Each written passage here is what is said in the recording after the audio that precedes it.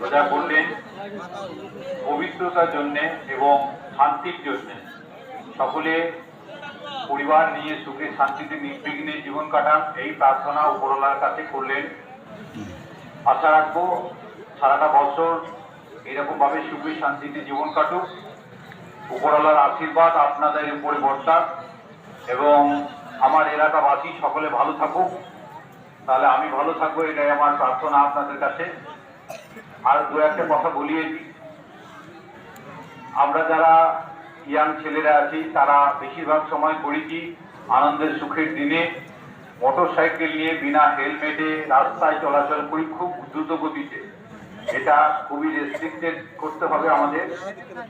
এই ঈদের দিনে গত বছরে আমাদের মালদা জেলাতে অনেক দুর্ঘটনা ঘটেছে, অ্যাক্সিডেন্ট হয়েছে 8টা 9টা। তো কোনো রকম যেন দুর্ঘটনা না ঘটে। আমি শুধু আমার এই পাটনা বা শামসি ভাঁড়ি এরিয়ার কথা বলছি না, আমি আশা রাখছি গোটা মালদা জেলাতে আমাদের এক বিন্দু যেন রক্তপাত না হয়। এটার জন্য আপনারা আমাকে সহযোগিতা করবেন। আর সকলে হেলমেট পরে বেরোবেন, দুজনের বেশি বেরোবেন না, আর দ্রুত গতিতে মোটরসাইকেল চালাবেন না। বিশেষ আর এই সময় বলা উচিত না, আমি পরবর্তীতে আরো অনেক কথা বলবো আপনাদেরকে। আমি আমাদের মালদা জেলা পুলিশ প্রশাসনের পক্ষ থেকে এই পবিত্র ঈদ উল ফিতর উৎসবের আন্তরিক শুভেচ্ছা ও অভিনন্দন জানিয়ে আমি শেষ করছি। সকল